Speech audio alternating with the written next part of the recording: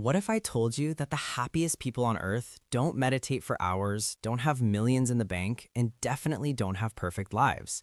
In fact, Harvard researchers tracked 724 people for 85 years to crack the happiness code, and what they found will shock you. Here's the brutal truth: we've been lied to. Society tells us happiness comes from success, money, or the perfect body.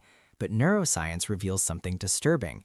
Your brain is literally wired to adapt to good things. That promotion, that new car, your brain gets used to it in just 3 months. Scientists call this the hedonic treadmill. You're running, but never arriving. So if achievement doesn't work, what does? Dr. Sonia Lubomirski's groundbreaking research revealed this. 50% of happiness is genetics, something you can't control. 10% is life circumstances, money, looks, where you live. But 40%? That's your daily choices. That means you control nearly half your happiness. Let me show you how. Habit number 1, the 60-second morning ritual. Before you check your phone, do this. Close your eyes and visualize 3 things you're grateful for. Not just listing them, actually feel them. Why?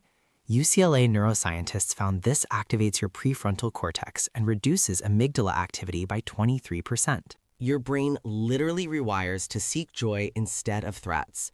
One study showed people who did this for 21 days were 25% happier 6 months later. 60 seconds, life-changing results. Here's the secret most people miss.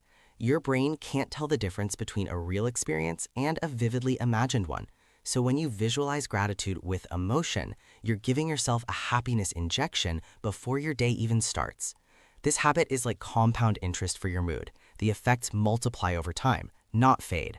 Habit number 2, the connection cure. Here's the Harvard study's biggest finding.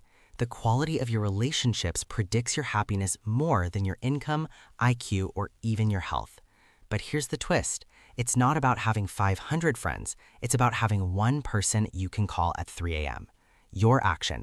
Today, send a voice message to someone you care about. Not a text, a voice message. Why? Because hearing a human voice releases oxytocin, the bonding hormone that makes you feel safe and loved. And here's what the data reveals. People with strong social connections have a 50% increased likelihood of longevity. That's more powerful than quitting smoking. Loneliness, on the other hand, is as deadly as smoking 15 cigarettes a day. Habit number 3, move like your life depends on it, because it does. Duke University proved that 30 minutes of exercise is as effective as antidepressants for treating depression. But here's what nobody tells you. You don't need a gym. Dancing in your room, that counts. Walking while listening to music, that counts. The key is this: move your body in a way that makes you smile. Why? Exercise floods your brain with endorphins, dopamine, and serotonin, the holy trinity of happiness chemicals. But here's the breakthrough. The happiness boost from exercise lasts up to 12 hours after you stop moving. That means one 20-minute dance session in the morning can carry you through your entire workday. Even better, people who exercise regularly report feeling 43% less stressed, and stress is happiness enemy number 1. Habit number 4, the 5-minute mind reset. Meditation sounds boring, I get it. But Stanford researchers discovered something incredible. Just 5 minutes of deep breathing reduces cortisol, your stress hormone, by 30%. Try this. Breathe in for 4 counts, hold for 4, out for 6. Repeat 5 times. That's it. No apps, no gurus, just you and your breath. This activates your parasympathetic nervous system, your body's natural chill mode. Here's why this is a game changer. Most people live in constant fight or flight mode without even knowing it. Your body thinks you're running from a tiger when you're just checking emails. This 5-minute reset tells your nervous system, we're safe. And when your body feels safe, your mind can finally experience joy. Let's talk about habit number 5, the kindness boomerang. Oxford University ran a fascinating experiment. They took 2 groups of people. One group was told to do acts of kindness for others. The second group, they were told to just treat themselves. The result was staggering. The kindness group reported being 40% happier.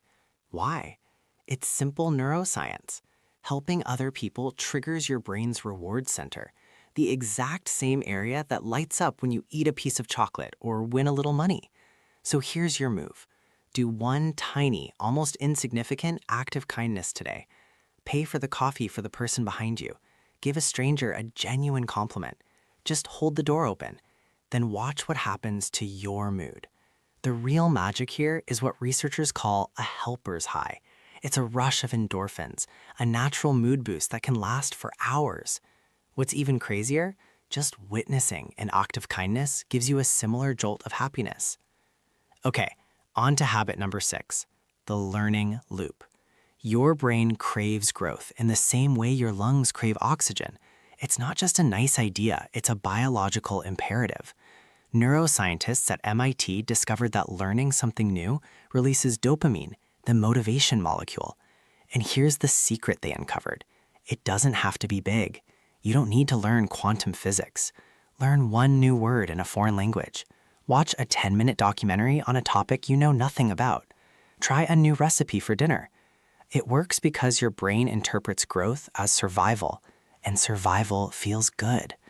This habit becomes unstoppable because every single time you learn something new, your brain builds new neural pathways. You are literally constructing a younger, more resilient brain. The data backs this up. Studies show people who engage in lifelong learning have a 46% lower risk of cognitive decline. Habit 7 is what I call the purpose prescription. This isn't fluffy self-help. This is hard data. Yale researchers found that people with a clear sense of purpose live on average 7 years longer, and they report 30% higher life satisfaction. But listen, purpose doesn't mean you have to go cure cancer. It's about answering one simple question. What would I do even if nobody paid me for it? Maybe for you, it's teaching your nephew how to play guitar. Maybe it's growing tomatoes on your balcony. Maybe it's just making your friends laugh. Find that thing, your thing, and do it weekly. The result is a skyrocketing of your baseline happiness. Here's the truth bomb. People with purpose wake up with direction, not dread. They have a 50% lower risk of stroke and are dramatically more resilient when life throws its inevitable punches. Purpose isn't a luxury, it's your psychological immune system. When you know your why, the how takes care of itself, and happiness becomes almost inevitable. And finally, habit number 8, the sleep secret nobody talks about. Researchers at UC Berkeley made a shocking discovery. Losing just 1 single hour of sleep reduces your happiness by 30% the next day. 30%! But here's the real game changer. It's not just about the quantity of sleep, it's about the consistency. Go to bed at the same time every night. Yes, even on weekends. Why? Because your circadian rhythm, your internal body clock, controls your serotonin production. When you mess with your sleep schedule, you are literally sabotaging your own happiness hormones.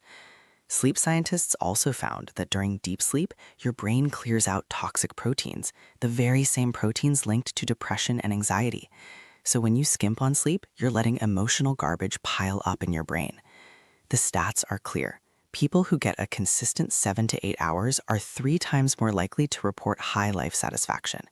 Your bedtime isn't just rest, it's your daily mental detox. Now, before we finish, a warning. Avoid these 3 silent killers of happiness. Trap number 1, the comparison curse. Every time you scroll through social media, comparing your life to someone else's highlight reel, your brain releases cortisol. You are literally poisoning yourself with stress. Trap number 2, the perfection prison. Perfectionism isn't about having high standards, it's about fear, and fear is the kryptonite of happiness. And trap number 3, the someday syndrome. I'll be happy when I get the promotion, when I lose the weight.